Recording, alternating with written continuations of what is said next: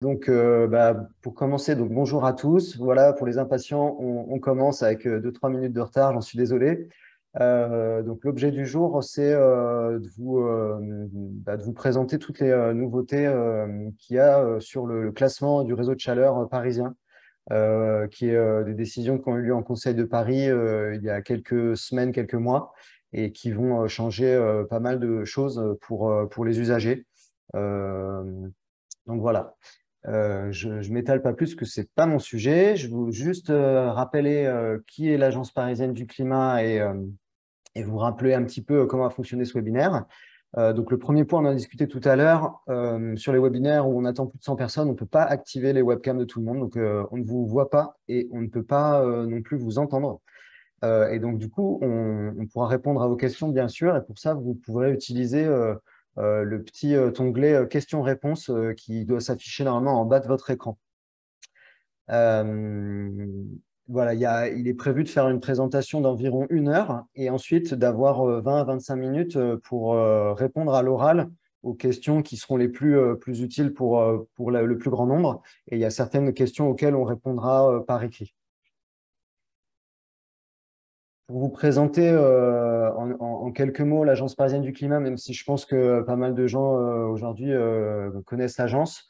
L'Agence parisienne du climat, c'est une association loi 1901 qui a été créée en 2011 à l'initiative de la ville de Paris pour accompagner la mise en œuvre du plan climat, air, énergie, dont l'objectif est d'améliorer la qualité de l'air et de réduire les consommations d'énergie tout en réduisant les émissions de gaz à effet de serre de la ville.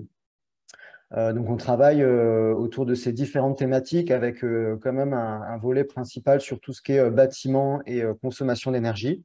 Et ces missions qu'on remplit s'adressent aussi bien aux particuliers, aux citoyens parisiens ou autres habitants des communes limitrophes. Le réseau d'entreprises et de professionnels, des architectes, des bureaux d'études, des professionnels de l'énergie, des travaux, etc., qui gravitent autour de ces questions de performance énergétique. Et puis, on produit également des études qui viennent nourrir la réflexion des décideurs, aussi bien au niveau local que national et parfois même international. Euh, un autre volet majeur et dont il est un peu sujet aujourd'hui, c'est le système Coach CoPro, qui est notre outil pour accompagner les copropriétés à travers leur programme de travaux. Coach CoPro, c'est un site, une plateforme informatique sur laquelle vous trouvez des ressources, beaucoup de documentation sur les différents sujets. Vous allez trouver un annuaire de professionnels qui sont engagés auprès du réseau Coach CoPro. Vous allez pouvoir voir également une carte des copropriétés rénovées qui vous permettent de découvrir beaucoup d'exemples de copropriétés qui ont déjà fait des travaux et de voir un petit peu quels travaux d'efficacité ont été proposés, quels ont été les coûts des travaux et quelles économies d'énergie ont pu être réalisées.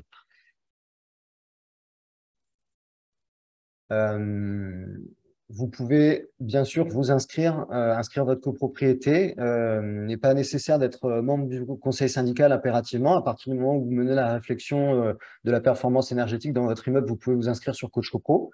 Bien sûr, il faudra à un moment qu'on travaille conjointement avec le conseil syndical et votre gestionnaire, mais on n'est pas limité à ces organes-là. Quand vous vous inscrivez sur Coach CoPro, vous avez un conseiller qui est un conseiller pour chaque arrondissement parisien qui prendra contact avec vous, vous proposera un premier rendez-vous téléphonique ou éventuellement une rencontre ou un rendez-vous avec le conseil syndical pour discuter des possibilités de travaux ou de choix d'énergie qui pourraient être adaptés dans votre copropriété. Voilà, moi j'ai tout dit, donc je vais laisser la main à monsieur. Alors, je le vois déconnecté. Est-ce que Margot, je peux vous laisser continuer? Je ne vois plus Frédéric dans la liste déconnectée. Oui. Bonjour, désolé pour le retard, hein. Je me suis Bonjour. connecté au poste de Margot, mon PC ne fonctionnant pas très bien ce matin. Parfait. Donc maintenant, je vous laisse la main si vous pouvez juste activer votre caméra et puis je vais couper mon partage et du coup, vous pourrez Vous pourrez mettre en route le vôtre. Merci beaucoup. Alors, et pour couper mon partage, il faut que je fasse comme ça. Voilà. Alors, en tout cas, on vous entend très bien. Ça, c'est parfait. Alors, on regarde pour partager.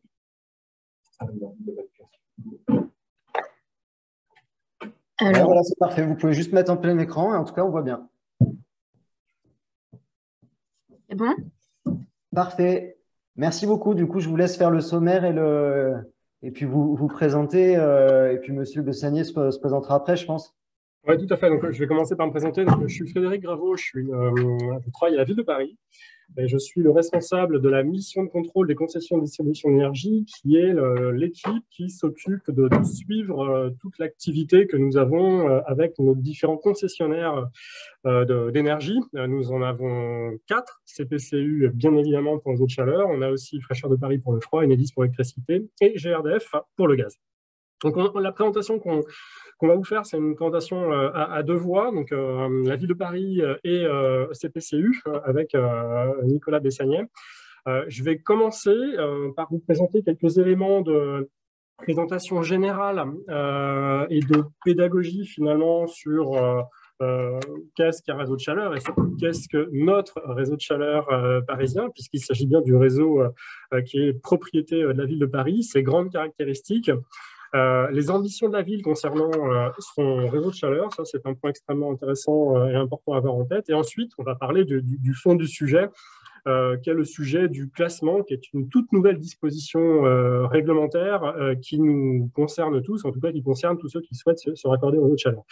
Et on finira par la présentation de CPCU sur justement ces nouvelles modalités d'accès au réseau, puisque la ville de Paris a délibéré un nouveau barème de raccordement, autrement dit les conditions économiques pour se raccorder au réseau de CPCU qui sont extrêmement intéressantes.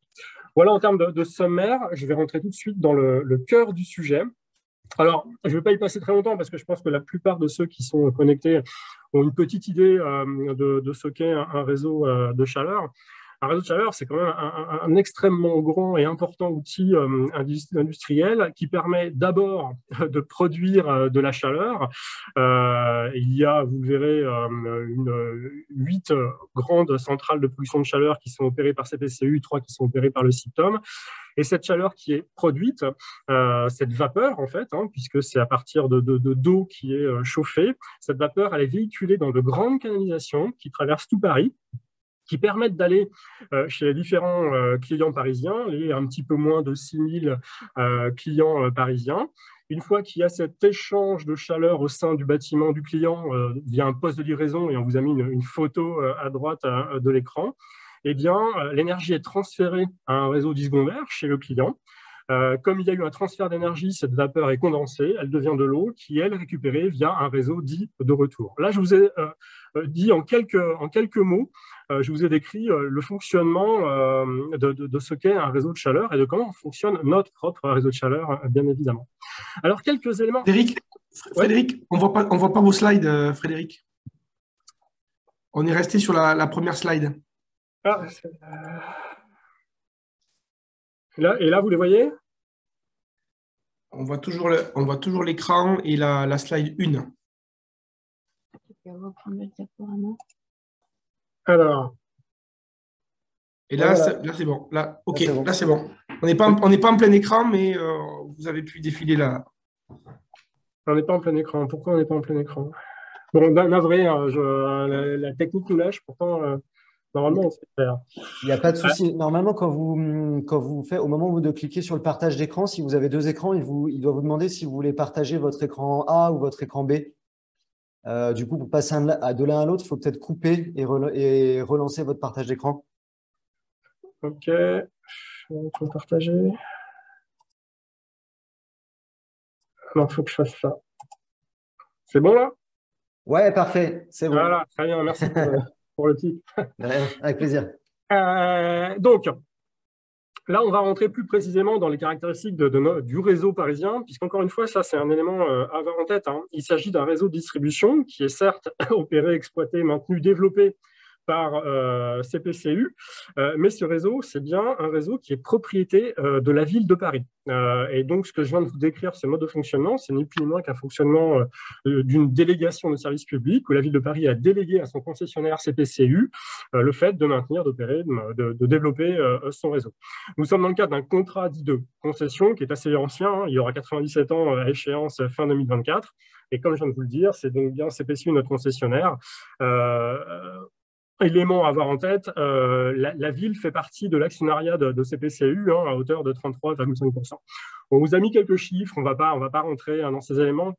Ce qui est intéressant à avoir en tête, c'est qu'on a un réseau qui est quand même extrêmement développé. Hein. Il fait un petit peu plus de 500 km. Vous avez la cartographie à droite qui vous montre toutes les ramifications du réseau parisien. C'est vraiment extrêmement dense et développé. Et les ronds que vous voyez sur cette cartographie correspondent aux différentes centrales de production, usines de production de vapeur. Comme je vous le disais, il y a 8 grandes centrales opérées par CPCU et 3 qui sont opérées par le CIPTOM, donc usine d'incinération des déchets, qui est finalement notre principale source de production de vapeur verte. Donc c'est ce qui contribue très fortement, le CIPTOM, à notre taux d'énergie renouvelable dans notre réseau. Voilà, j'en dirai pas beaucoup plus. Un réseau extrêmement dense. Nous avons d'ailleurs le premier réseau de chaleur français.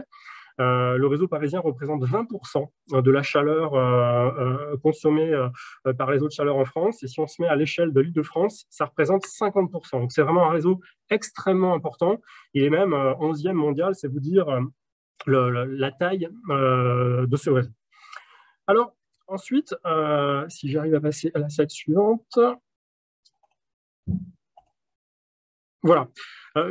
En quoi ce réseau, il est quand même fondamental, finalement, concernant la réponse à nos enjeux de transition énergétique.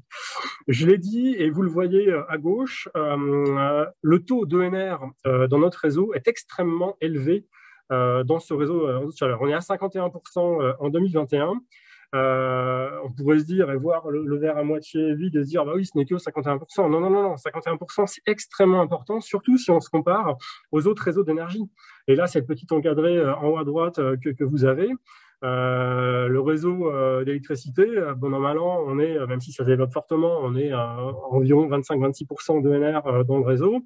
Et quand on regarde le réseau de gaz, hein, qui, comme le réseau d'électricité, est un réseau national interconnecté, eh bien, on a un taux d'ENR qui est très faible, même si, là encore, toutes les injections de biométhane se développent très fortement en ce moment. Mais tout cela, finalement, montre que le réseau parisien est un réseau qui est vraiment en avance de tous les autres concernant son verdissement. Ça, c'est un premier avantage extrêmement important. Le deuxième, c'est que notre concession, ou plutôt notre future concession, la ville de Paris sera donc l'autorité concédante, elle aura la main sur le réseau, puisque c'est son réseau, elle aura également la main sur les centrales de production de vapeur, toujours sous l'empire d'une concession, si bien qu'elle pourra donner des objectifs finalement à son futur concessionnaire, hein, dans le cadre de la future concession, pour verdir encore plus la chaleur qui sera produite.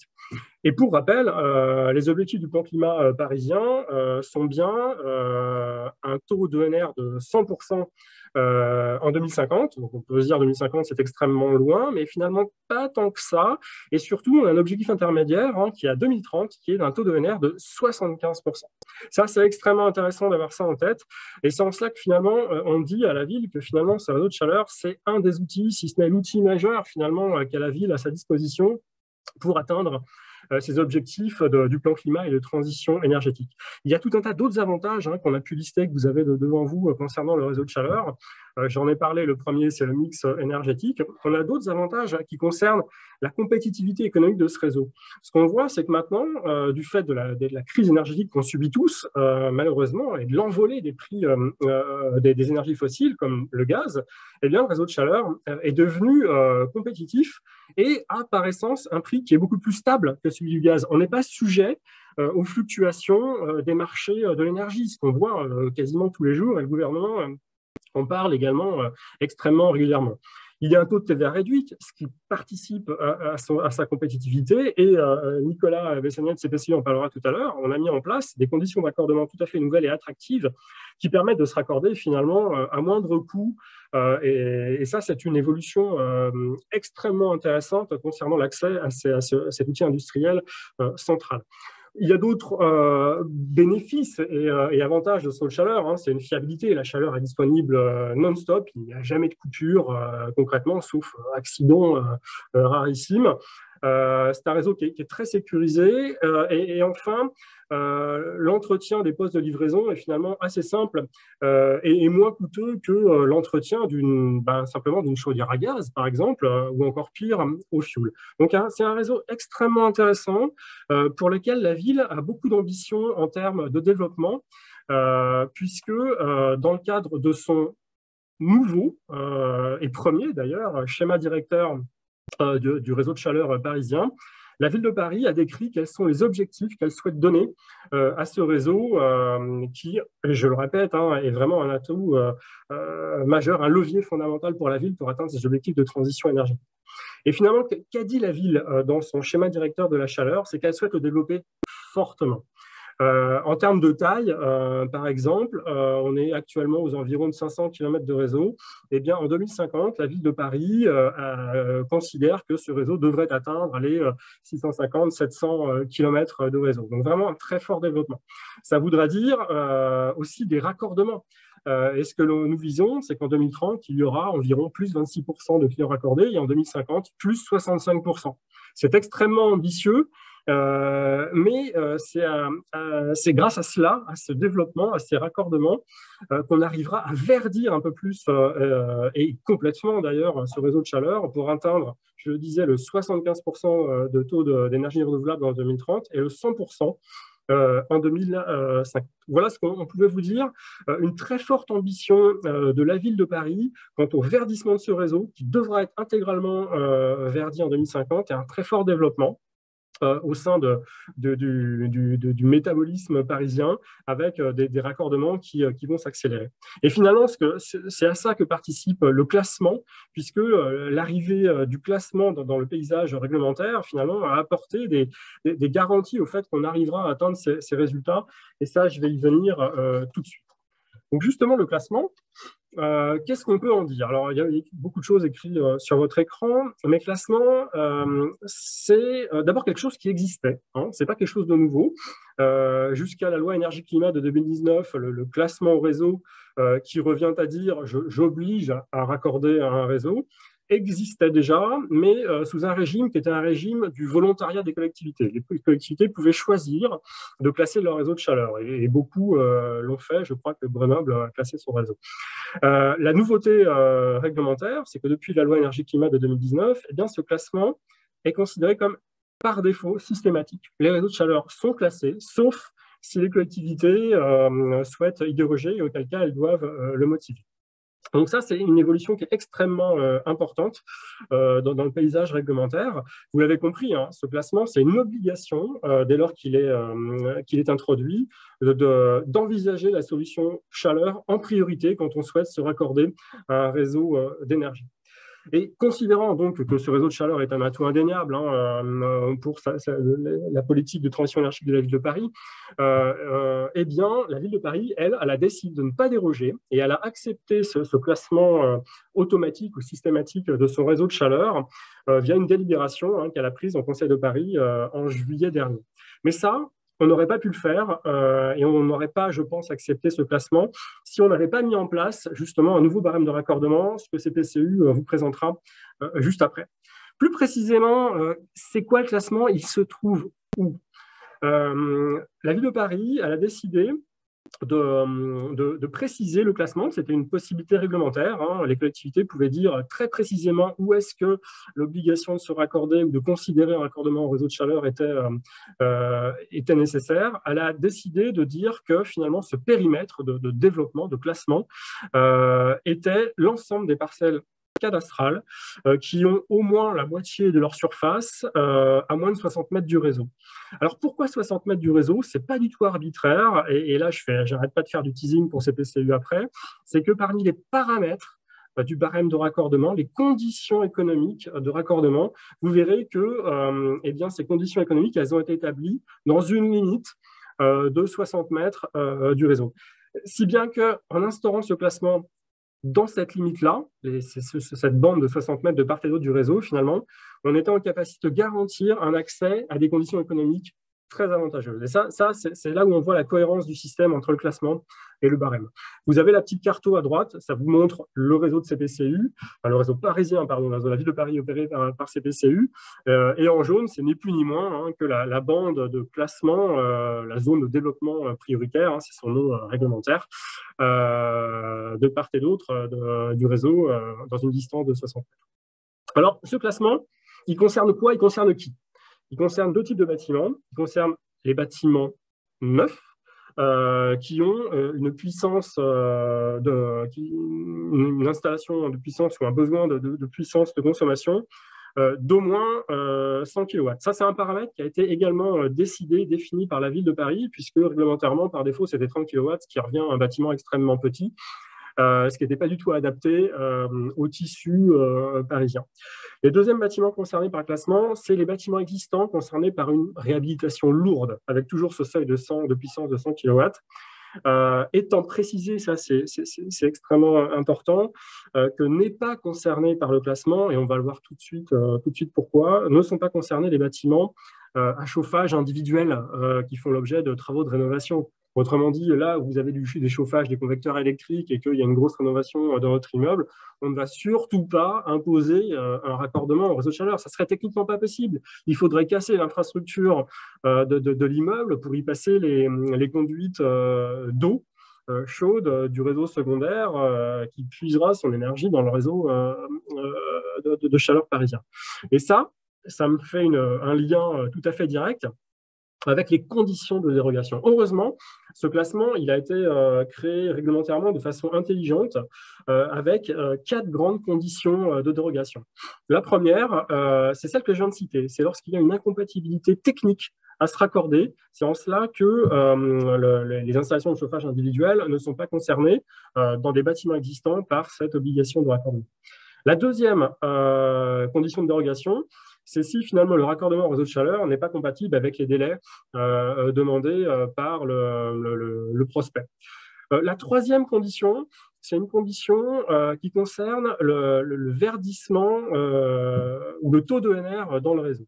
Si vous arrivez à démontrer, à prouver que votre solution de chauffage autre que la chaleur, donc autre que l'azote de chaleur, présentera un taux d'énergie renouvelable au moins égal à celui du réseau parisien, qui est actuellement de 51%, eh bien, vous pourrez déroger et ne pas être obligé de vous raccorder au réseau de chaleur.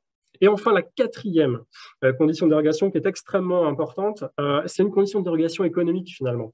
C'est que si le fait de se raccorder au réseau de chaleur présente une disproportion manifeste en termes de coût par rapport à l'autre solution que le prospect souhaitait mettre en œuvre à la place d'un raccordement au réseau de chaleur, eh bien, si le demandeur démontre cette disproportion manifeste, il pourra déroger et ne pas se raccorder au réseau de chaleur. Ça, c'est un paramètre important, ce qui permet d'avoir un système qui n'est pas aveugle et qui s'adaptera finalement aux différentes situations. Et alors, disproportion manifeste, ça veut tout dire et rien dire en fait.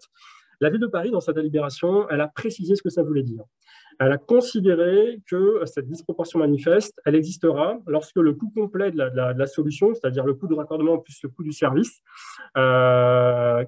pour la solution chaleur d'une part et pour la solution alternative d'autre part, eh bien, cette disproportion manifeste, elle sera matérialisée par un dépassement d'au moins 10%. Autrement dit, si la solution chaleur est supérieure d'au moins 10% à la solution alternative, eh bien, cela sera une condition de dérogation.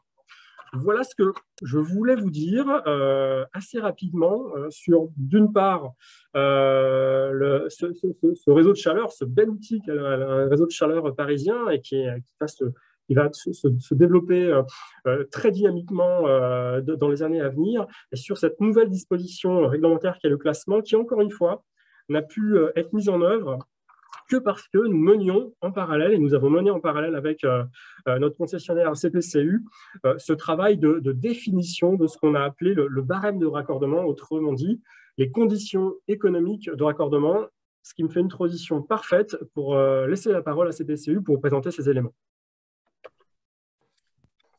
Merci Frédéric. Donc, je me présente, je suis Nicolas Bessagnier, je suis directeur commercial de la CPCU. Donc, comme l'a dit Frédéric, CPCU, on est le concessionnaire de la ville de Paris pour ce réseau de chaleur.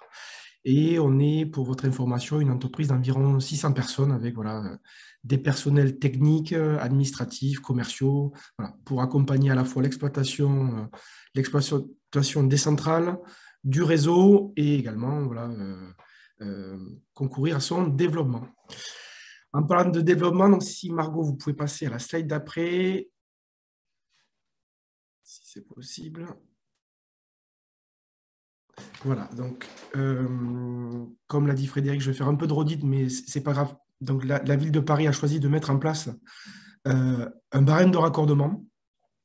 Pourquoi? Parce que là, ces dernières années, peut-être certaines copros avaient eu affaire à nous pour tenter de se raccorder. C'est vrai qu'on avait des process qui étaient un peu longs, puisqu'il n'y avait pas de barème qui était en vigueur. Et donc, on était sur des coûts réels au devis, donc avec des études techniques approfondies qui étaient nécessaires, qui ne se faisait pas plaisir, c'était vraiment nécessaire. Et donc, on avait une politique commerciale qui était pas forcément lisible pour les copropriétés, pour d'autres types de bâtiments, dans des délais assez resserrés. Voilà. Donc, c'était la volonté de la ville de Paris et de la CPCU également, c'était de rendre plus accessible le réseau et de favoriser fortement le développement, notamment le développement de ce qu'on appelle de branchement, on y reviendra plus tard, c'est-à-dire des bâtiments qui sont situés à immédiate proximité du réseau, qui ne sont pas aujourd'hui pas encore accordés, et concrétiser ce type de raccordement, entre guillemets, peu éloigné. Voilà. Donc, c'est pour ça qu'il y a eu des conditions tarifaires de raccordement qui ont été mises en place. On les décrira dans les slides d'après. Et voilà, je le rappelle, c'est évidemment un engagement de la ville de Paris dans le cadre de son plan climat. Ce barème, vous allez le voir, il présente des prix fortement réduits. Il donne de la visibilité, puisque voilà, c'est des règles qui s'appliquent à l'ensemble des demandeurs, des prospects qui voudraient se raccorder au réseau. Et il assure également l'égalité de traitement des usagers, puisque tout le monde bénéficie sur Paris de ces conditions tarifaires. Un point important qu'il est, je pense, notable de souligner, c'est que ce barème de raccordement, il est rendu possible parce que la ville de Paris et CPCU ont obtenu des subventions de la part de l'État. Donc, l'agence qui s'appelle l'ADEME nous donne à peu près 12 millions d'euros pour mettre en place ce barème de raccordement. Et également, la région Île-de-France participe également à l'opération à hauteur de 2 millions d'euros. Donc, ce barème, voilà, ce n'est pas que la ville de Paris et CPCU, c'est aussi des partenaires de l'État et de la région qui le rendent possible. Pour entrer plus précisément dans le dispositif du barème de raccordement, donc, qui est éligible au barème? Donc, c'est tous les bâtiments existants et neufs situés dans Paris qui ne sont pas encore raccordés au réseau et qui ont une puissance souscrite comprise entre 100 kW et 2000 kW. On y reviendra plus tard, ça dit peut-être rien pour vous, c'est puissance souscrite en kilowatts, mais c'est un des points majeurs pour initier une étude. C'est en gros quel est le besoin de votre immeuble, quel est le besoin de votre propriété en puissance souscrite, c'est un des points majeurs. On va d'abord donner un exemple pour un branchement. Donc, un branchement, c'est en gros le réseau passe dans la rue, le réseau de vapeur de CPCU passe dans la rue, votre bâtiment il est situé dans cette rue, et donc on a juste à faire ce qu'on appelle un branchement, à se piquer sur le réseau existant et à venir tirer notre vapeur jusqu'au pied de votre immeuble. Le barème, il est assez simple sur ce type d'opération. En gros, jusqu'à 20 mètres linéaires, en gros, le prix du branchement, il correspond à la puissance souscrite de votre immeuble fois 10 € du kilowatt. Voilà, donc. Et puis, au-delà de ces 20 premiers mètres, là, il est nécessaire qu'on établisse côté CPCU donc, le coût du raccordement total. Et donc, le prix, par contre, des mètres le prix au-delà des 20 premiers mètres est calculé au prorata de la longueur totale du branchement. Donc, vous avez un exemple pour un immeuble qui a une puissance souscrite, donc des besoins de 200 kW et une longueur de branchement de 35 mètres, pardon. Donc, sur les 20 premiers mètres, le prix, c'est 200 kW x 10 € du kilowatt. Et sur les 15 mètres au-delà de ces 20 premiers mètres, on applique donc un calcul au prorata sur le coût du branchement qui représente environ 110 000 € dans ce cas de figure. Donc, pour une telle copropriété, le prix du branchement, il est d'environ 50 000 € au global, avec l'application du barème sur les 20 premiers mètres. Pour ce qu'on appelle une extension. Une extension, c'est en gros, il y a un bout de réseau à tirer sur une voirie. Voilà. Le réseau, il n'est pas présent sur la voirie. Il faut à la fois donc, tirer ce qu'on appelle une extension et ensuite un branchement. Pour la partie extension, donc, il y a également un ratio qui a été, enfin, un prix qui a été établi au mètre linéaire, donc, et qui, pour le coup, là, s'applique jusqu'aux 60 premiers mètres. Donc, dans ce cas, il y a un prix de 100 € du mètre qui s'applique à la longueur de l'extension. Et puis, au-delà des 60 premiers mètres, on est également sur la base d'une proposition financière de la CPCU, sur la base d'un coût des travaux, qui est également calculé au prorata de la longueur d'extension. Vous avez l'exemple qui s'affiche également là, donc avec un exemple pour une longueur de 100 mètres, avec des coûts de travaux d'extension d'environ 320 000 €. Donc, il y a le ratio de 100 € du mètre qui s'applique aux 60 premiers mètres et le calcul au prorata qui s'applique au coût des travaux à 320 000 €. Donc là, on a à peu près un coût de 134 000 € sur cet exemple précis. Il y a des cas particuliers, c'est les bâtiments dont la puissance souscrite est supérieure à des mégawatts. Là, le barème de raccordement ne s'applique pas et on reste sur un coût des travaux qui est fixé par la CPCU et qui est fonction évidemment de la puissance, des longueurs de branchement et d'extension à tirer pour ces bâtiments. C'est pas forcément, ce cas-là ne s'applique pas forcément aux copropriétés à Paris, à part certaines copropriétés très importantes, mais voilà, on peut avoir le cas pour des gros logements, enfin, des immeubles, des bailleurs sociaux par exemple, ou des immeubles de santé ou des gros immeubles de bureaux tertiaires. Voilà. Je m'arrête juste un petit instant, si ça vous va bien, sur la puissance souscrite. C'est un des éléments importants, nous, pour faire une offre de notre côté.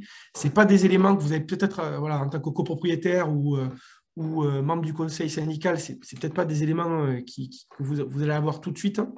Donc, évidemment, nous, on peut faire une première approche financière avec votre nombre de logements, votre surface chauffée, des choses comme ça. Il sera quand même nécessaire d'affiner avec vous cette puissance souscrite au plus juste pour que vous payiez à la fois le bon prix, que ce soit en termes de coût de raccordement ou ensuite au niveau du coût de la chaleur par la suite. Voilà. Et donc, ces éléments-là, c'est un premier temps d'échange qui peut parfois un peu de temps, mais qui est souvent indispensable pour que l'offre qu'on puisse vous transmettre soit la plus juste et la plus équilibrée possible et que nous, ensuite, derrière, on puisse faire des travaux ajustés et cohérents. Autre disposition qui n'est pas totalement liée au barème, mais qu'on tenait également à vous présenter. Donc, sachez que CPCU, c'est un acte. Donc, le dispositif qu'on voulait vous présenter, c'est les certificats d'économie d'énergie. Peut-être certaines et certains d'entre vous en ont déjà entendu parler.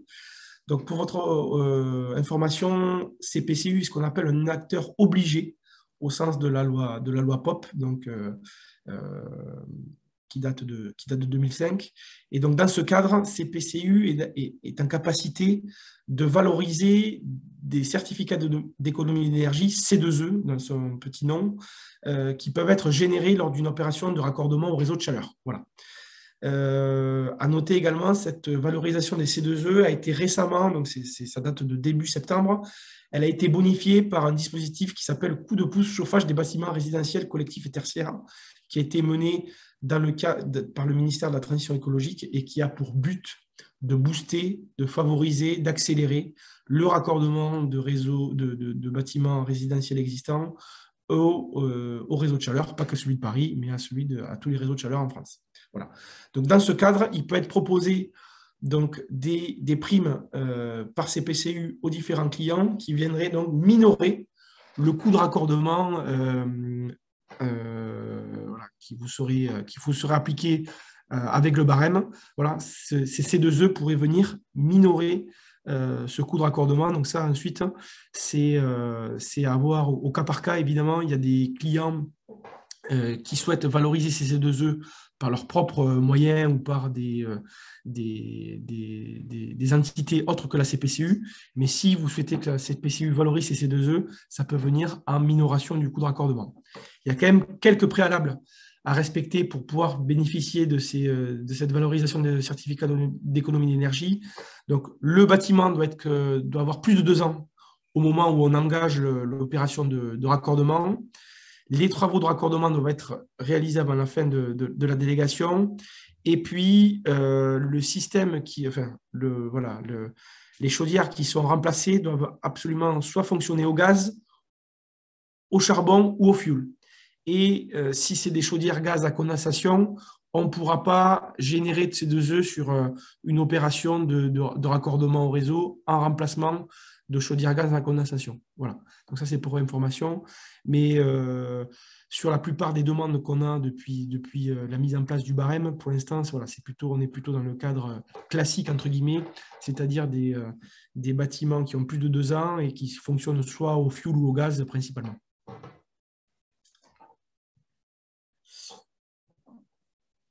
Du coup, là, c'est la slide pour présenter un peu comment ça se présente. Alors, vous êtes copropriétaire, vous souhaitez vous raccorder au réseau. Comment ça se passe? Ça rejoint certaines questions qui ont été posées dans le chat. Voilà, donc déjà, vous étudiez soit un projet de rénovation, soit un projet de conversion énergétique. Évidemment, voilà, c'est plus facile quand vous faites, je pense, et là, je remercie également les collègues de l'APC pour ce webinaire. C'est évidemment plus simple à mettre en œuvre quand vous avez un projet de rénovation énergétique global de votre copropriété, de venir également avec le projet de conversion énergétique de vos installations de chauffage. Mais voilà, ça peut être réparti en plusieurs temps, mais c'est vrai que ça se fait plus facilement dans le cadre d'une rénovation. Donc, vous avez un projet comme ça. Vous avez différentes possibilités de nous contacter pour rentrer en contact avec les équipes de la CPCU. On ne l'a pas forcément mis sur ces slides-là, mais on le rajoutera si la présentation est transmise dans la foulée. Donc, il y a un numéro de téléphone, une adresse mail et surtout, donc, sur le site cpcu.fr, il y a un formulaire de demande de raccordement qui est assez simple, dans lequel vous pouvez indiquer les éléments relatifs à votre immeuble. Donc, c'est principalement, encore une fois, l'adresse, le nombre de logements et si vous l'avez évidemment la puissance souscrite de votre immeuble. À partir de ça, nous, on sait évidemment positionner votre immeuble, savoir s'il se situe à proximité ou non de notre réseau.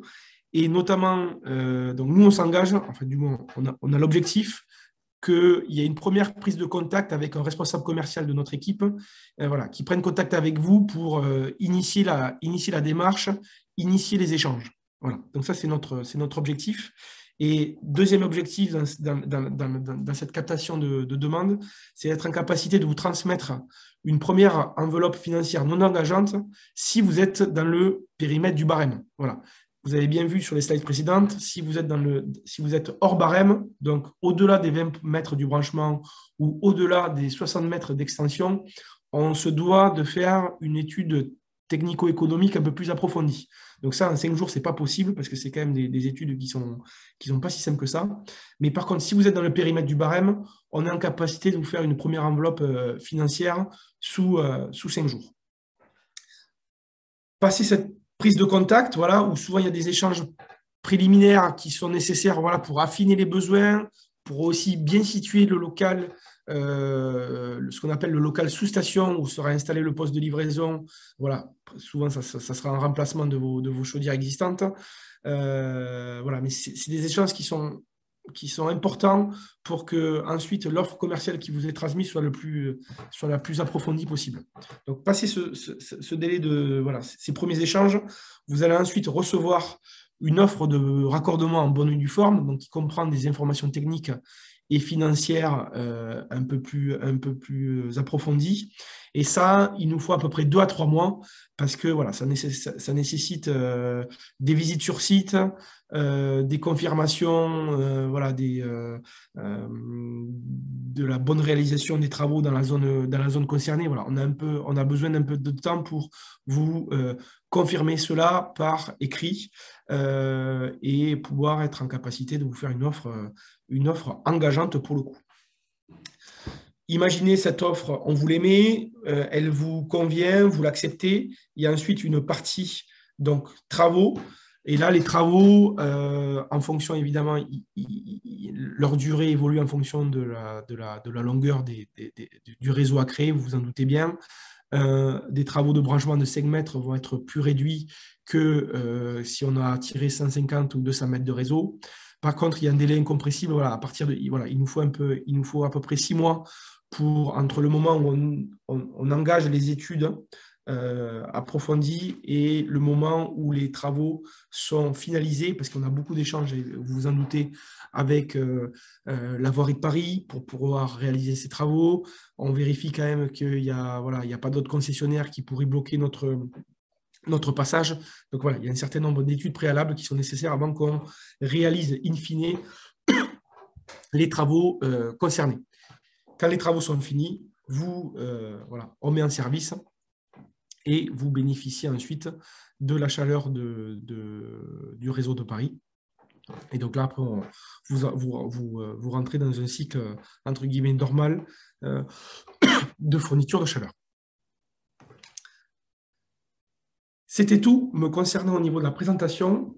Et donc, je pense qu'on peut peut-être, Thomas, passer aux questions. Alors, c'est parfait. Ce que je vous propose, merci beaucoup pour vos interventions. Il y a pas mal de questions. Je me rends compte qu'il y a des gens qui sont vraiment néophytes, mais c'est normal aussi dans ces questions d'économie, pas d'économie, pardon, mais de système de chauffage. Ce que je vous propose, c'est d'abord de regrouper les questions qu'on pourrait peut-être adresser à la ville sur tout ce qui concerne l'écologie du réseau, les objectifs à long terme, etc. Et puis ensuite, dans un deuxième temps, de regrouper des questions qui soient plus pratico-pratiques sur le raccordement et sur les conditions techniques, par exemple, qui sont plutôt favorables ou plutôt défavorables à un raccordement. Margot, du coup, est-ce que je peux vous adresser la question? Oui, bien sûr, ouais. Et Frédéric Graveau s'excuse, il vient juste de devoir partir. Oui, pas de souci. Alors, il y avait une question de Monsieur Chaussat qui disait « Le chauffage urbain est à 50% sans émission de CO2, me semble-t-il. Quelle perspective de diminution des rejets de CO2 d'ici à 2030 ?» On a effectivement, dans le cadre du schéma directeur, des trajectoires souhaitées d'évolution du mix énergétique. Et donc qui porte surtout sur le taux d'ENR, mais ça embarque effectivement le taux de CO2. Sur le taux d'ENR, la cible, c'est d'atteindre 75% en 2030 et 100% en 2050. Après, sur les taux de CO2, je suis désolée, j'ai pas les chiffres directement en tête, mais donc je remets juste les slides sur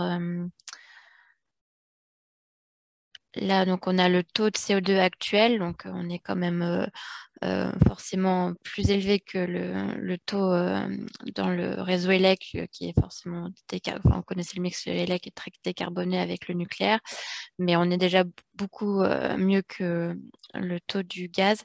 Mais par contre, je suis désolée, j'ai pas là tout de suite en tête les taux de CO2 projetés à 2030 et 2050, mais oui, ça va. Ça va en s'améliorant avec le verdissement du mix. Alors, ok, merci beaucoup. J'avais vu une autre question qui était similaire. Oui, il y avait une question, Monsieur Genia, qui demandait si vous pouviez peut-être préciser ce qu'il y a dans ENR. Sa question, c'était est-ce que ça correspond à la géothermie? Et je pense qu'il y a pas mal différentes choses à expliquer sur ce qu'on appelle ENR dans le cadre du réseau de Oui. chaleur? Alors bah là, justement, vous avez le graphe à gauche qui détaille bien ce qu'on a dans le mix. Donc là, dans ce qui participe aux énergies renouvelables et de récupération sur le réseau. Donc, c'est en grosse partie la valorisation énergétique des déchets, qui est bien sûr considérée comme une énergie de récupération. Et ensuite vient la biomasse solide, donc c'est concrètement du bois qui est chauffé, qui est brûlé dans des grosses chaufferies de CPCU. Il y a aussi un peu de biométhane, donc là c'est sous forme de gaz qui vient de la méthanisation, donc pour 4% du mix. Et on a effectivement un petit peu de géothermie qui est au final, pour l'instant, pas hyper significatif par rapport aux autres parts d'énergie renouvelable, mais c'est aussi vocation à, à augmenter, mais ça restera quand même pas la première contributrice. Il me semble qu'on sera à 2% en 2030.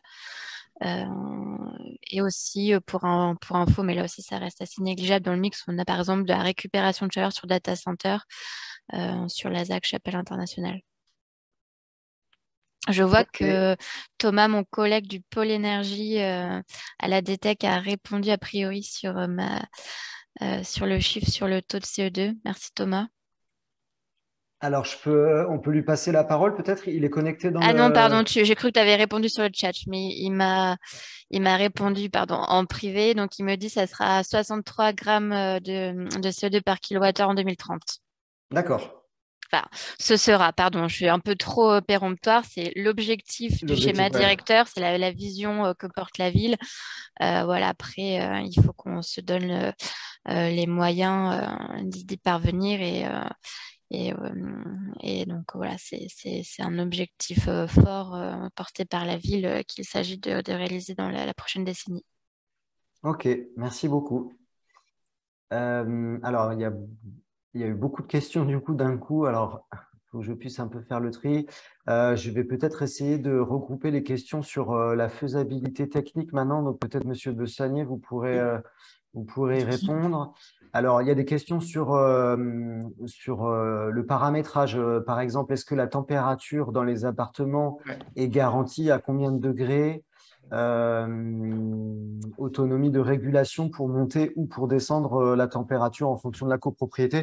Donc là, je pense qu'il faut peut-être simplement expliquer un petit peu la différence entre la partie réseau et puis la partie qui appartient du coup à la copropriété. Voilà, tout à fait. Nous, je pense que Frédéric l'avait précisé dans la première slide, mais comme on ne la voyait pas, nous, la limite de prestation du réseau, on est en pied d'immeuble. Voilà.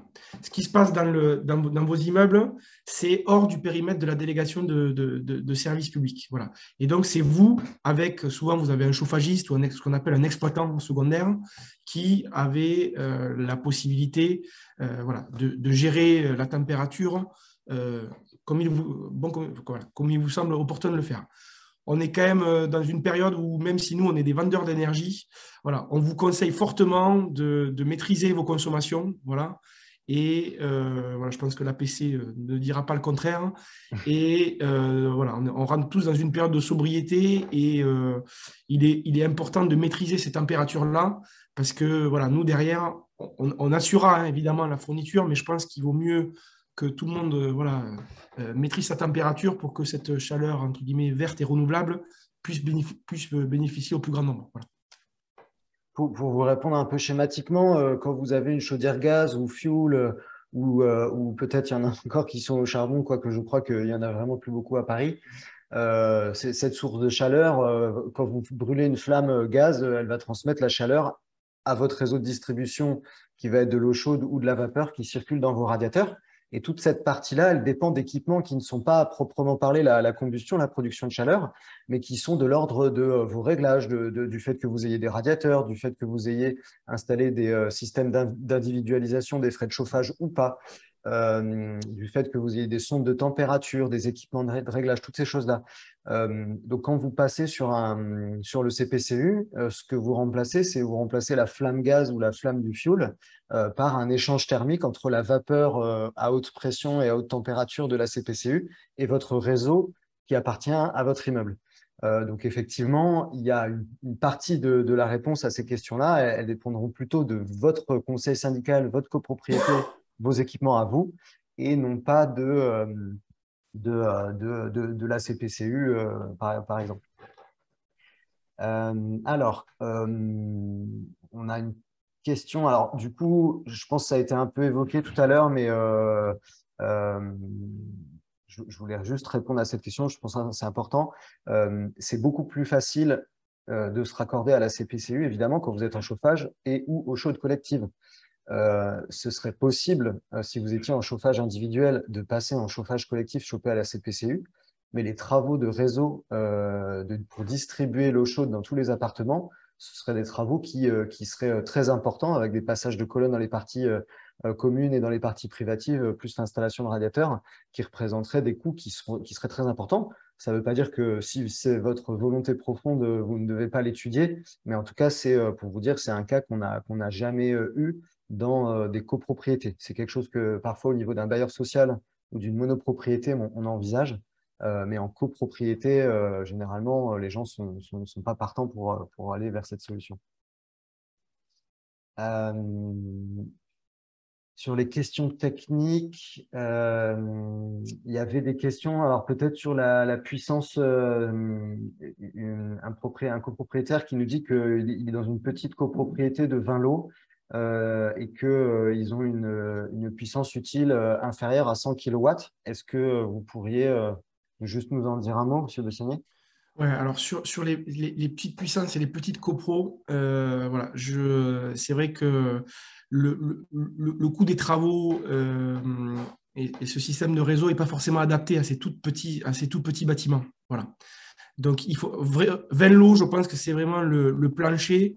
On regarde, mais en dessous, ça paraît compliqué à la fois pour nous en termes techniques et pour les copropriétés en question, avoir de la vapeur, voilà, c'est pas si simple que ça parce que les locaux, souvent techniques, sont assez restreints.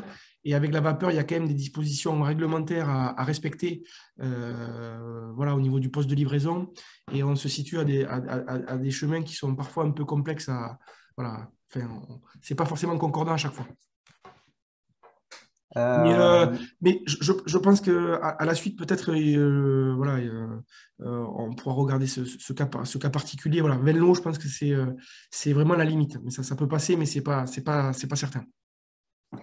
Alors, pour continuer donc, sur ces questions techniques, il y a deux questions que vous pourrez regrouper. Je vais voir aussi s'il y en a d'autres. Il y a une première question, c'est est-ce que le système, est-ce que la sous-station CPCU est compatible avec un système de distribution vapeur basse pression? Il y a une autre question aussi qui est liée. Est-ce que vous pouvez expliquer comment ça se passe, la sous-station indispensable et complémentaire au raccordement? Qui la réalise? Est-ce que c'est la CPCU? Est-ce que c'est des prestataires? Voilà, nous dire un petit peu comment organiser cette phase-là sur le plan technique. Sur le poste de livraison, tout est un peu possible. Donc, c'est aujourd'hui en dehors du périmètre de la délégation de service public de CPCU. Par contre, voilà, si la copropriété en fait la demande, nous, on peut étudier le chiffrage et des travaux nécessaires à la réalisation de ce poste de livraison. On peut le faire en direct. Et donc, vous pouvez bénéficier d'une offre CPCU sur ce poste de livraison, mais vous pouvez aussi passer par d'autres prestataires qui savent le réaliser et voilà, avoir ces travaux de poste de livraison qui soient réalisés par d'autres entreprises que la CPCU. Tout est possible. Et du coup, pardon, sur la vapeur basse pression… Alors ça, vapeur basse pression dans une copropriété… Que vous avez déjà traité? Jamais. C'est pour Jamais. ça que… Est-ce que c'est un établissement de santé? Non, on a pas mal de copropriétés, notamment copropriétés haussmanniennes qui ont été construites entre 1900, 1905 et la Première Guerre mondiale, qui ont des réseaux de distribution à vapeur. Donc la chaudière, au lieu de chauffer de l'eau qui circule dans les radiateurs, elle chauffe de l'eau, mais elle la chauffe à l'état de vapeur, donc à 105, 110 degrés. Donc c'est en basse pression parce que c'est pas le niveau de pression comme vous avez vous sur le réseau. Donc voilà, il faut juste pouvoir chauffer cette eau à 105-110 Je pense que c'est compatible, mais si vous me le permettez, je vais quand même vérifier le point pour pas dire de bêtises. aux auditeurs. Et voilà, on confirmera ça par écrit, mais je pense que c'est compatible. OK. Là, je vais peut-être juste répondre à 2 petites questions. La CPCU est-elle bien compatible avec les répartiteurs? La CPCU est-elle compatible avec la fourniture d'eau chaude sanitaire? Ça revient un petit peu à ce qu'on disait tout à l'heure. C'est-à-dire que tout ça, c'est des équipements qui sont propres à votre copropriété. Donc, il n'y a pas d'influence. Que vous ayez ou non des répartiteurs, ça ne change rien. Si vous avez des répartiteurs et que vous êtes au fioul et que vous passez au gaz ou que vous passez à la CPCU, vos répartiteurs sont en place et continueront de fonctionner. Alors, qu'est-ce qu'il y a encore pas mal de questions. Vous allez nous en ajouter au fur et à mesure. Hein. L'étude de raccordement est-elle gratuite? Oui.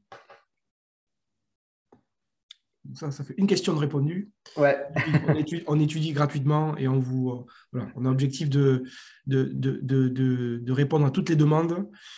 Juste pour être très clair, voilà, j'avais vu, je crois, sur les premières questions, si vous êtes une copro aujourd'hui qui est située à environ 700 mètres du réseau, ça va être compliqué de vous raccorder dans les 2 prochaines années. On va pas se mentir. Néanmoins, ce n'est pas pour ça qu'on n'étudie pas et que dans le cadre voilà, du développement, peut-être pas court terme, mais moyen terme, donc plutôt à 4, 5, 6 ans, voilà, on ne vous prenne pas en compte dans nos perspectives. Mais voilà, il y a des raccordements extrêmement éloignés. On ne peut pas le faire dans des délais restreints, malheureusement, parce que c'est des travaux qui sont conséquents, comme vous pouvez le penser.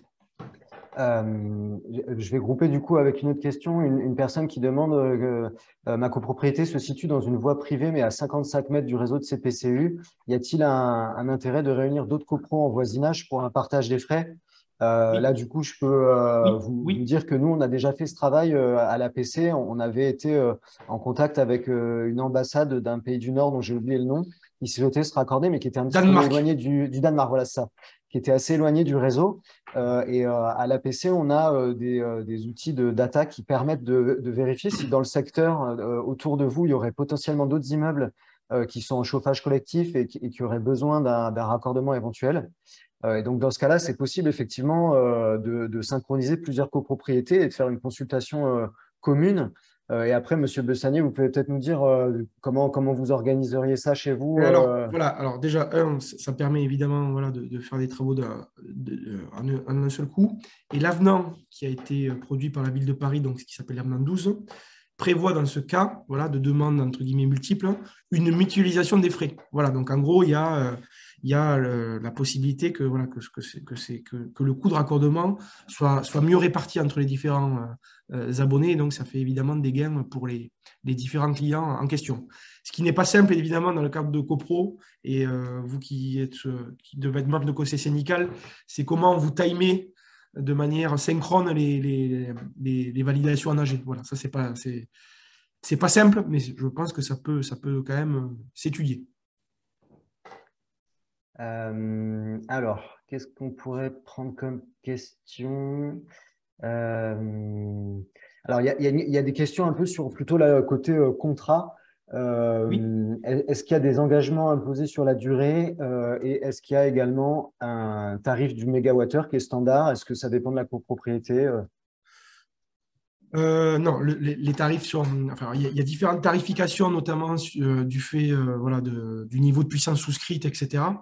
On est à peu près à 80, au-dessus un peu plus de 90 € TTC du mégawattheure utile actuellement. Voilà.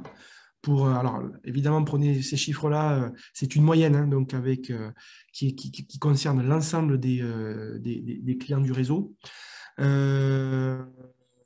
Après, il faut, voilà, les tarifs sont connus, sont publics. Voilà, il faut les appliquer à, la puissance souscrite et 2, les besoins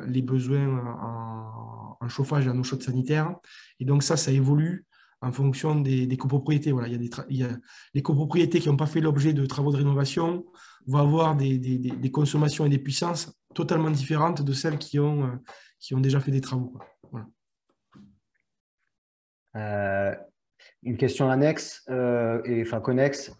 Vu la situation énergétique sur les autres énergies, est-ce que il va y avoir un impact sur les tarifs de la CPCU dans les mois qui viennent ou les je vais années qui prendre viennent? le point. Après, je ne sais pas si Margot pourra répondre ou pas. actuellement, les tarifs de la CPCU sont fixes depuis 2016. Il n'y a pas de formule d'indexation des tarifs. Voilà. Est-ce qu'il y aura une indexation qui sera mise en œuvre dans les mois ou les années à venir? Ça, je laisse la parole à la ville de Paris s'ils ont des informations sur ce sujet. À date, non, je n'ai pas d'informations précises et délibérées au niveau politique sur le sujet, mais du coup, c'est effectivement quelque chose sur lequel la ville a la main. Les tarifs sont fixés dans le cadre du contrat et donc la ville délibère dessus. Après, il y a des enjeux effectivement quand même d'équilibre économique pour la délégation de services publics. Et donc, si le contexte fait que il y aura nécessité de faire évoluer les tarifs, peut-être que des décisions seront prises en ce sens. Mais à date, il n'y a pas il n'y a rien de connu là-dessus. Et donc, autre élément, ça peut-être, on l'a peut-être pas précisé très clairement là dans le PowerPoint, mais donc là, on est dans un cas d'un contrat avec la CPCU, donc un contrat de délégation de service public qui a une échéance à fin 2024. Et donc, il va y avoir, comme toutes les délégations de service public, une remise en concurrence à la fin de ce contrat pour partir sur un nouveau contrat avec un nouvel exploitant ou le même, mais voilà, il y aura une mise en concurrence à la suite de la fin de ce contrat de service public. Et donc là, les conditions tout le contrat de délégation de service public sera modernisé et il y aura des évolutions notables, mais qui, bien sûr, la ville sera extrêmement vigilante à ce que l'intérêt des usagers et de la transition énergétique soit préservé. Alors, il y a beaucoup... Ouais, Thomas, je vois deux remarques là sur la valorisation des C2E et peut-être des incompréhensions avec des copropriétaires. Non, nous, on est en capacité de valoriser les C2E. Voilà, on est en capacité. Après, en fait, charge à vous soit de passer par la CPCU, soit par des opérateurs qui font ça. Ça peut être votre exploitant, ça peut être des gens qui valorisent ces C2E-là. Voilà, tout est possible. C'est peut-être là où il y a eu peut-être une incompréhension entre le copropriétaire ou la copropriétaire et l'interlocuteur. Voilà. C'est parce que encore une fois, c'est pas obligatoire. C'est pas obligatoire. Nous, on peut mener cette étude-là, mais c'est pas obligatoire. Alors, il y a des questions sur les règles. Alors, en AG et toujours sur les contrats. Alors, je la retrouve plus, mais il y avait une question sur les règles de majorité. La règle de majorité, ça dépend de chaque copro. Oui, puis ça va être les mêmes règles au moment de changer une chaudière. Si vous étiez au gaz et que vous passez au gaz, ou si vous étiez au fuel et que vous passez au gaz, le fait que vous passiez sur de la CPCU dans la loi de 65 sur les règles de vote en AG de copropriété, il n'y a pas de différence là-dessus. Il y a une question quand a lieu la. Alors moi, il y a une question qui est, je trouve, intéressante, qui est, et je pense qu'elle est à la fois pour la ville et pour nous, ce développement à marche forcée aura-t-il des conséquences pour les clients actuels et sur la maintenance du réseau et sur les coûts? Je peux commencer, Margot, et peut-être vous pouvez compléter derrière. Ce développement, il est voulu par la ville de Paris et par la CPCU, mais ce n'est pas pour que le service aux clients qui sont déjà raccordés soit amoindri. Loin de là. Voilà. Et le fait d'avoir. Voilà, ce n'est pas du tout l'objectif. Au contraire, voilà, c'est de pouvoir avoir une assiette de clients, un potentiel de clients plus important et pouvoir mettre en œuvre des investissements de verdissement du réseau qui puissent être partagés à un nombre plus important de clients, dans l'objectif aussi également d'avoir une répartition des coûts qui soit encore meilleure et potentiellement de limiter ces coûts pour l'ensemble des clients. Je pense que c'est l'objectif qui est visé par la ville et par la CPCU dans ce développement, dans cette densification là, dans les prochaines années. Voilà. Alors, des petites questions réseau. Je ne sais pas si lequel de vous deux pourra y répondre. Il y a une question sur la carte du réseau actuel. C'est vrai que le nord et le nord-est et l'est de Paris sont moins bien desservis. Est-ce qu'il y a, enfin, est-ce que vous pouvez nous expliquer pourquoi et est-ce qu'il y a des perspectives de développement dans ces quartiers-là? Il y a des questions également qui portent sur l'ordre de priorité de raccordement des immeubles. Est-ce qu'aujourd'hui, vous êtes obligé de filtrer et de faire attendre certaines copropriétés parce que vous avez déjà des travaux qui doivent être faits pour d'autres copropriétés? Est-ce que vous pouvez nous dire aussi quelques mots sur ces questions?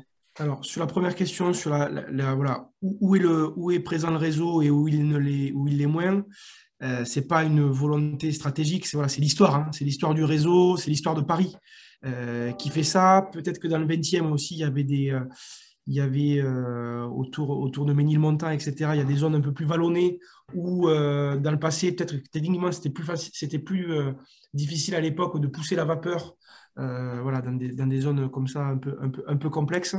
Voilà, c'était pas, en tout cas, ce n'est pas une volonté. Et nous, l'objectif qu'on a, c'est de développer le réseau là où il n'y est pas. Donc voilà, 100 mètres, ça s'étudie et on l'étudiera. Concernant l'ordre de priorité, il n'y en a pas. Voilà, on essaie de faire au mieux. On essaie de s'adapter aux dates de besoins clients. Évidemment, quand on sait qu'il y a une chaudière de fuel d'un client qui a encore un an de vie, on va peut-être plus prioriser que celles qui voilà, peuvent tenir encore 3 ou 4 ans. Mais voilà, on n'a pas défini avec la ville de méthodologie de priorisation, ce serait compliqué. Après, il y a aussi des contraintes externes qui peuvent s'appliquer à nous.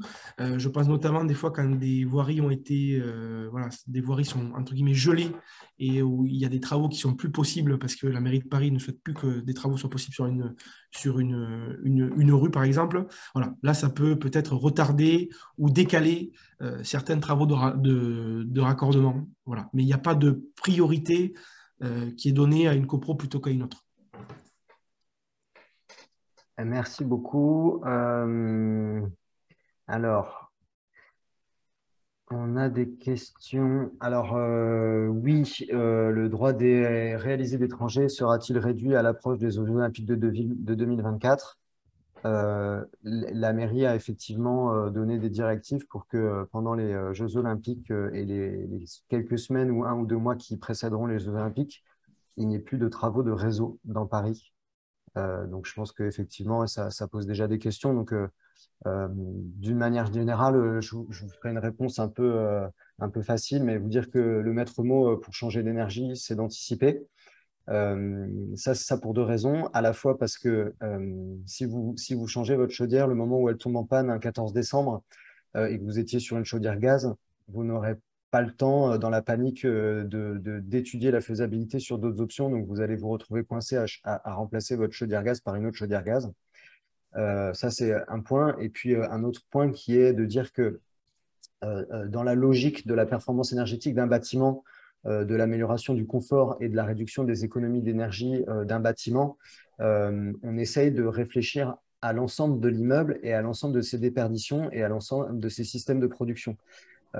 Ça correspond à la fois à une logique simple qui est de dire que si aujourd'hui vous avez besoin de 100 kW de puissance et que demain vous faites un gros programme de rénovation et que vous isolez des murs et que vous changez toutes vos fenêtres et que vous vous retrouvez avec un besoin qui tombe à 50 ou 60 kW, vous allez retrouver avec des systèmes que vous aurez dimensionnés sur l'ancien profil de l'immeuble et qui vont être du coup surdimensionnés.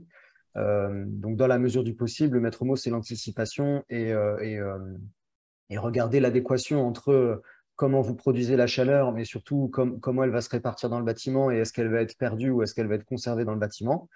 Et il se trouve que les systèmes d'aide publique à la rénovation énergétique en copropriété, mis à part les certificats d'économie d'énergie, tous les autres systèmes sont basés sur des niveaux de performance énergétique globale à l'échelle de l'immeuble.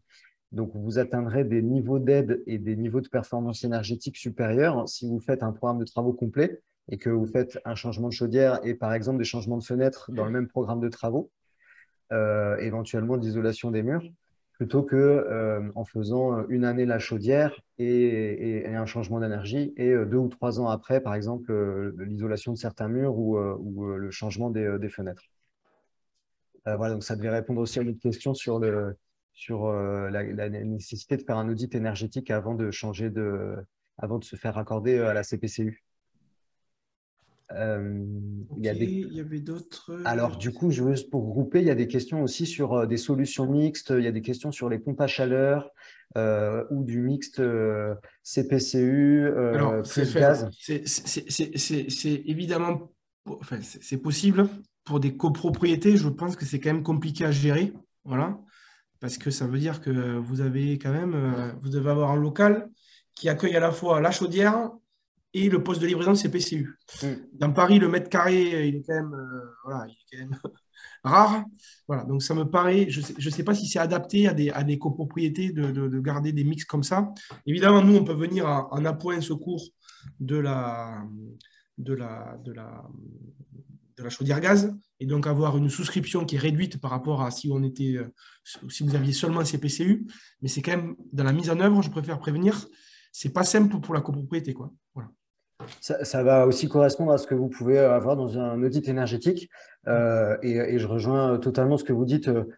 Pour la majorité des cas et pour les copros de taille moyenne ou petite, faire du multi-source d'énergie, ça reste très complexe pour des raisons de dimension des locaux et aussi pour des raisons de coût. En revanche, sur des très grandes copropriétés, il y a eu quelques exemples de projets mixtes. Alors, pas en CPCU à ma connaissance, mais par exemple du mixte pompe à chaleur, chaudière à gaz ou du solaire thermique, par exemple, pour venir en appoint et donc effectivement voilà, avoir plusieurs systèmes de chauffage, enfin en tout cas de production de chaleur, que ce soit pour l'eau chaude ou pour le chauffage, c'est possible. Mais sachez que dans la majorité des cas, sur les petites copros, ça va être peu rentable et compliqué techniquement, donc plutôt possible pour les grosses copropriétés. Il y a une question d'Alexis là, qui me paraît importante à laquelle il me paraît important de répondre, c'est peut-on raccorder un immeuble n'importe où? Ou y a-t-il Oui. des obligations très précises sur l'emplacement du branchement? Alors, deux éléments de réponse. D'abord, techniquement, on ne peut pas raccorder partout. Voilà. Souvent, le départ des colonnes là, qui remontent dans vos appartements, il est situé à un endroit précis dans l'immeuble. Et donc, c'est difficile de changer cet endroit ou de départ des colonnes. Voilà.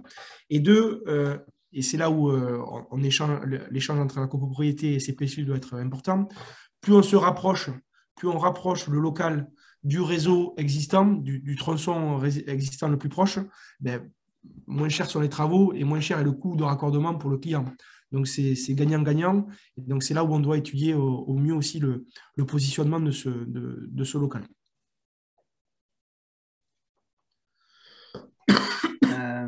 Est-ce que vous conseillez un outil en particulier pour que les gens puissent estimer leur distance par rapport au réseau? Est-ce qu'il y a des outils en ligne, Nicolas, ou est-ce que c'est plutôt Ouais. un contact Alors, avec vous c'est pour faire évidemment, cette nous, estimation? on doit le confirmer, mais déjà sur le site cpcu.fr, voilà, vous pouvez visualiser assez rapidement si vous êtes dans une zone rouge ou une zone totalement blanche avec le réseau. D'accord.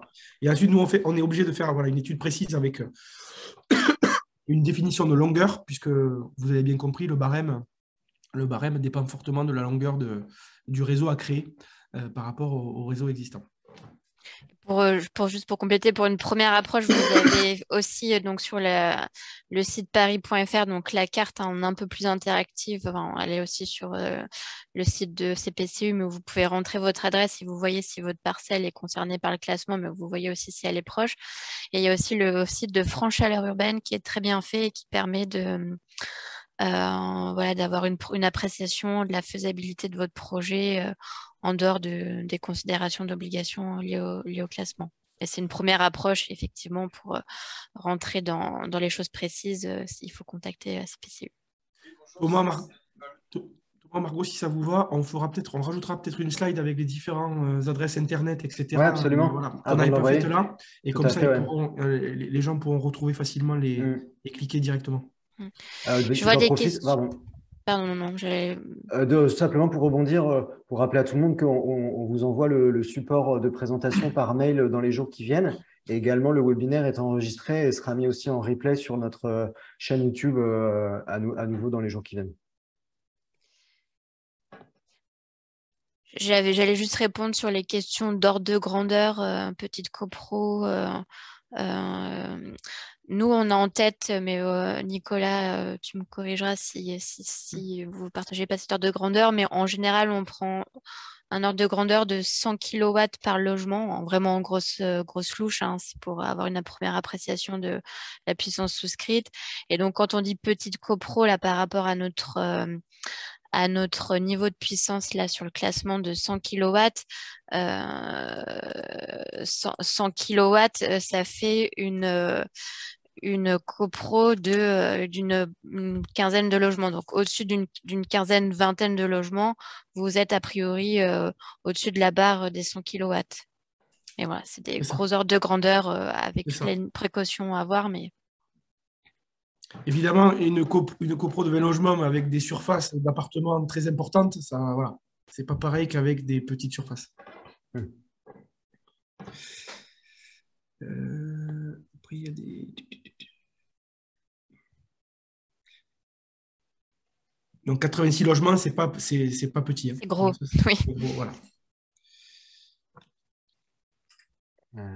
72 lots, pareil, je vois 72 lots, 950 mégawattheures par 72 an. Lots. Voilà. Alors, il y a une question sur les chaudières sur le toit. C'est une question... Alors, techniquement, tout est possible.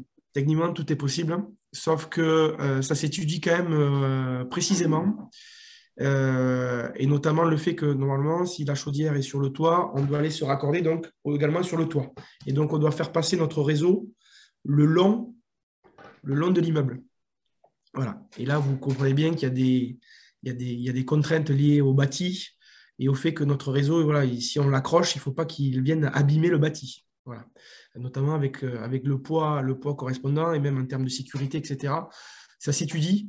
Donc, tout est possible, mais c'est pas, voilà, je ne dis pas que ça sera forcément fait parce que voilà, il y a quand même des risques liés à cette création de réseau le long des murs pour aller jusqu'au toit. Il y a une question à laquelle je pourrais répondre. Qui doit être moteur pour fédérer des copros et les regrouper pour adhérer au réseau dans un même secteur? Là, je pense je vois deux manières, peut-être trois manières même. La première, c'est simplement vous, dans un quartier, parfois vous pouvez connaître vos voisins simplement parce que vous les croisez dans la rue ou à la boulangerie, ou vous pouvez aussi aller faire un peu de porte-à-porte et essayer de trouver les contacts entre voisins. Ça, c'est une piste. Une autre piste, c'est de contacter l'Agence parisienne des climats et de vous inscrire sur Coach CoPro. Donc évidemment, nous, on travaille avec des cartes et quand on voit, on commence à avoir des clusters entre guillemets de copropriétés qui se situent dans le même secteur ou dans des rues adjacentes. Donc là, on peut nous aussi s'occuper d'identifier les potentiels et vous mettre en relation. Et enfin, je pense que peut-être côté CPCU, vous avez peut-être ce cas de configuration où quand vous êtes contacté par une copropriété dans un quartier, vous êtes peut-être capable d'identifier aussi si d'autres copropriétés seraient intéressées? Évidemment, tout à fait. Nous, c'est ce qu'on vise. Par intérêt, notamment par intérêt de travaux. Voilà. Quitte à passer dans une rue, on préfère passer qu'une fois. Vous comprenez bien, parce que ça permet de limiter les nuisances pour les riverains et les échanges aussi avec les services voiries de la ville, voilà, et leur limiter aussi le travail. Ce qui n'est pas simple, et voilà, je ne sais pas si on est forcément les bons interlocuteurs pour ça, je reviens sur ça, c'est comment synchroniser les passages en AG de copropriétés distinctes. Voilà. Ça, on peut le faire, mais c'est quand même un travail non négligeable, et peut-être que l'APC est peut-être plus outillé que nous voilà, pour faire ce travail-là de synchronisation. Alors, je vais répondre à une question. Donc, on a dit les sites pour estimer sa distance. Je vous les mets là dans la réponse à M. Maslowski. Donc, c'est France Chaleur Urbaine, la CPCU ou bien le site de la ville de Paris. Il y a le lien là sur le slide. C'est que c'est le plus récent, mais c'est bon, ça y est, c'est en ligne. D'accord. J'ai donc vu ça, on vous le reverra. une question sur l'amende, le montant de l'amende qui fait un peu peur, qu'on cite effectivement sur notre page web. Là, j'ai pas beaucoup plus d'infos sur le sujet. C'est ce qui est écrit dans le Code de l'énergie.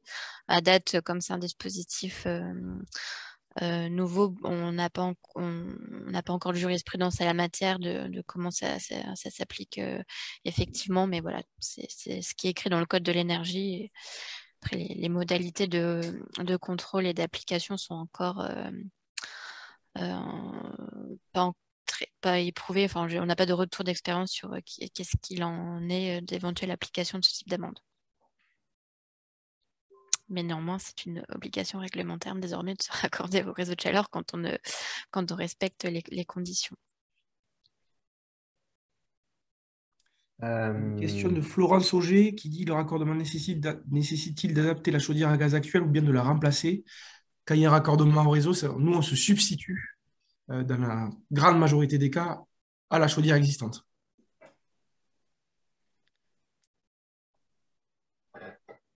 Il y a certaines questions auxquelles on a déjà répondu. Donc, quelle autonomie de régulation pour monter ou descendre la température?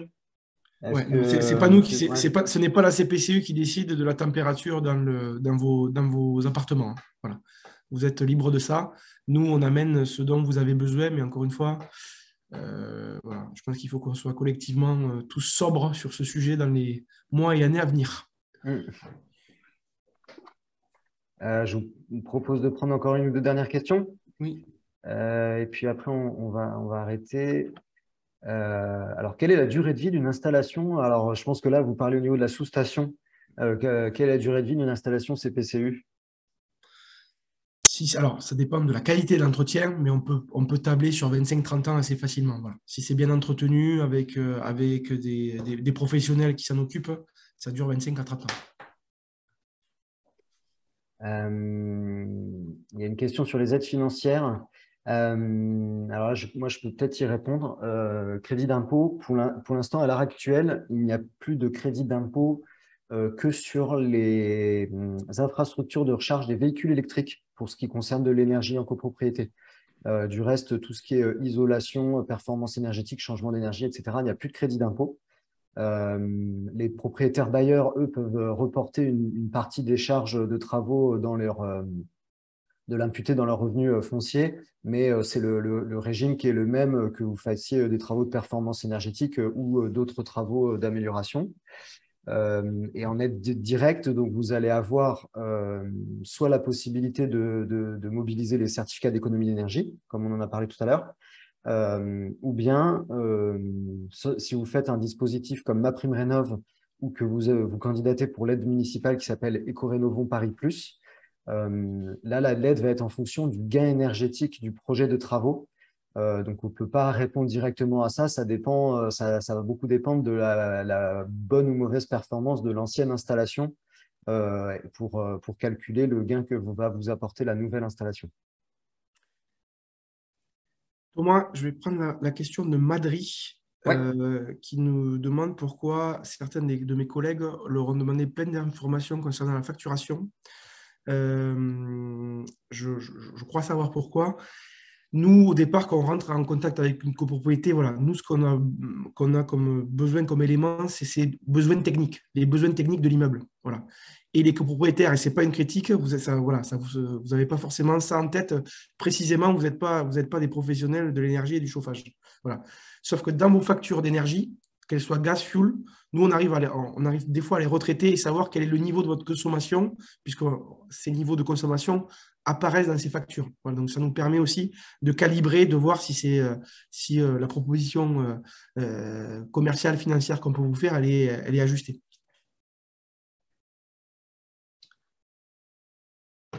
Alors, une question là qui est très d'actualité. Y a-t-il des périodes de mise en chauffe ou de non mise en chauffe en fonction des saisons au niveau de la distribution de la chaleur? Il y a une saison contractuelle voilà, qui commence au 15 octobre. Sauf que vous n'êtes pas sans savoir que voilà, le climat est en train de bouger quand même fortement et donc il y a un certain nombre de clients, et notamment la ville de Paris, pour ne pas la citer, qui décident de retarder la mise en service du chauffage dans les bâtiments. Voilà. Ils ont décalé du 15 octobre au 15 novembre. Voilà. Donc, c'est des choses, qui vont évoluer avec les années, avec la rigueur climatique qui est amenée à être changeante. Voilà. Mais contractuellement, il y a une rigueur, il y a une saison de chauffe du 15 octobre au 15 avril. OK. Étant précisé, peut-être que cette obligation vous concerne vous vis-à-vis de la copropriété, mais par contre, il n'y a pas d'engagement de ce type légaux au sein de la copropriété. Ça Oui. dépend des copros, ça dépend de vos règlements de copro, de vos habitudes et de vos discussions en interne. Mais en tout cas, le conseil syndical ou gestionnaire de syndic n'a pas de date à laquelle il se doit vis-à-vis des habitants de mettre en route le système de chauffage. Évidemment, l'eau chaude sanitaire, par contre, généralement, on vous en donne toute l'année. Allez, il reste 3 petites questions. Alors, il reste 3 petites questions et puis on arrête. On a besoin d'un raccordement dans les 2 ans. On est à 200-300 mètres. Est-ce que c'est possible? Ça paraît possible comme ça. Après, il faut juste qu'on vérifie où la copropriété en question est positionnée. Voilà, encore une fois, si les travaux dans les rues concernées sont envisageables dans ce pas de temps, si on arrive aussi à se mettre d'accord, évidemment, rapidement pour ensuite pouvoir réaliser les travaux. Mais sur le papier, comme ça, théoriquement, ça paraît possible.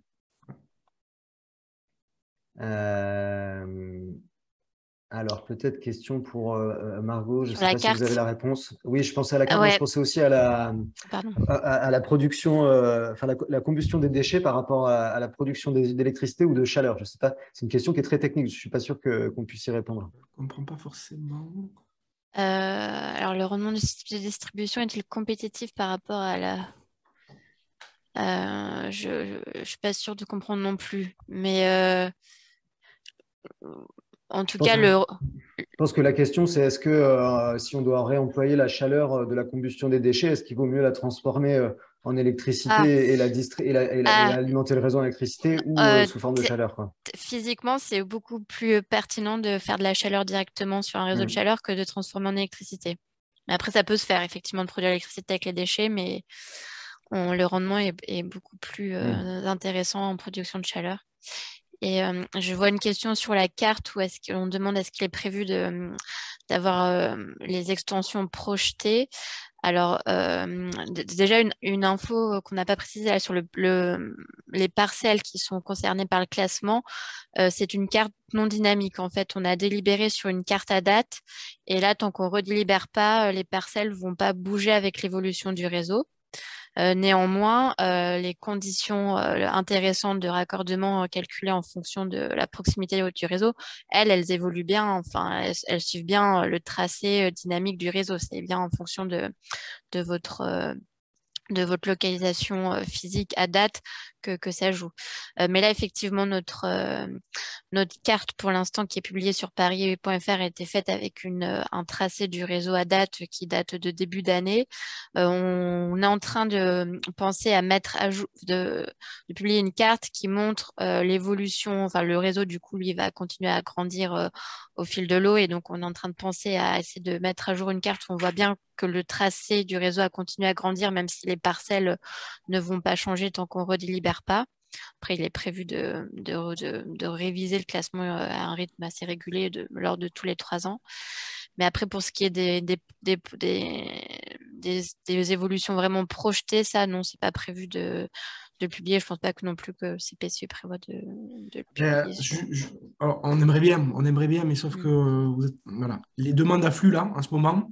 Et donc voilà, c'est très compliqué de dire le réseau il va passer par ici et pas pour là. Voilà. On pourrait faire des erreurs. Donc voilà, on va essayer de réfléchir avec la ville à comment peut-être imaginer ce réseau projeté.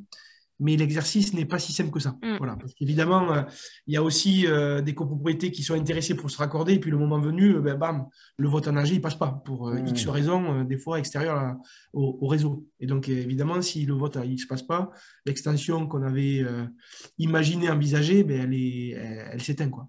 Voilà. Donc, ce n'est pas facile comme exercice, mais on va voir ce qu'on peut faire de mieux. Nous, on a une partie de solution, encore une fois, pour les copropriétés qui sont inscrites sur Coach CoPro.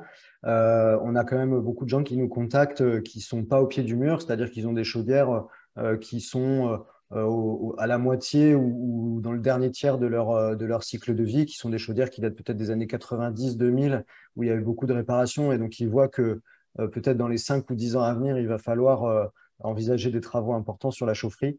Dans ce cas-là, nous, on a des outils pour vous mettre en relation avec d'autres copropriétés dans le quartier et puis communiquer tout ça avec la ville et la CPCE pour identifier des pistes intéressantes pour faire un noyau de copropriétés raccordées. Est-ce qu'une dernière question, à combien revient le coût annuel de l'entretien et de l'installation CPCU? Mais je pense que Ouais, ça dépend des besoins, Eh ça oui. dépend voilà, ça dépend un peu. Sur les délais contractuels, voilà, il y a un engagement d'au moins 3 ans qui est demandé. Il y a également des frais de résiliation. Je ne vais pas rentrer dans le détail, mais voilà, c'est parce que je ne les maîtrise pas totalement. On est plutôt sur une volonté de développer le réseau plutôt que de résilier actuellement. Après, pour être totalement transparent, quand on se raccorde au réseau, c'est quand même si le barème est attractif, c'est quand même un investissement pour la copropriété. Se déraccorder, ça veut dire remettre en place un moyen de production autre que le réseau. Voilà, c'est pas du tout neutre pour une copropriété. Et donc, voilà. Oui, je pense que c'est un choix que vous faites comme quand vous achetez quand vous renouvelez votre chaudière gaz Voilà, exactement. ou une chaudière fuel, c'est quelque chose qu'on fait pour 20, 25, 30 ans. Parce que de toute façon, il faut aussi amortir l'investissement qu'a Tout à fait. représenté le nouveau matériel. C'est ça. Bon, ben voilà, alors du coup, merci déjà à tous les participants qui sont venus nombreux pour ce sujet et merci d'avoir posé des questions aussi techniques. J'espère qu'on est resté clair et compréhensible pour les gens qui étaient moins à l'aise avec la technique. Merci Nicolas, merci Margot et merci Frédéric aussi qui est déjà parti. Merci aux auditeurs et on prendra évidemment les questions sur les projets particuliers. Alors voilà, on mettra notamment l'adresse pour le formulaire de demande, voilà, parce que ça nous permet d'ordonnancer le travail dans nos équipes et pouvoir répondre dans les délais les plus restreints. Voilà, mais évidemment, je les ai notés et on a bien vu les différentes affaires qui allaient se présenter à nous dans les semaines à venir. Voilà le petit mot de la fin. Donc, merci à Guillaume qui m'a aidé à co-organiser le webinaire. J'ai plus toutes les dates en tête, mais on a énormément d'événements pour le grand public qui arrivent, des événements en présentiel. On aura notamment de nombreuses interventions sur le Salon national de la copropriété qui a lieu début novembre. Et puis, en ce moment, il y a tout un programme de réunions publiques dans les mairies d'arrondissement pour un événement important en ce moment qui est le lancement de la nouvelle vague du programme Éco-Rénovons Paris qui s'appelle maintenant Éco-Rénovons Paris Plus. Donc, je vous invite à aller voir sur l'agenda de l'Agence parisienne du climat pour vous inscrire à ces différents événements. Voilà, bonne journée à tous. Merci beaucoup. Merci, bonne journée. Au revoir, merci. Au revoir, merci beaucoup.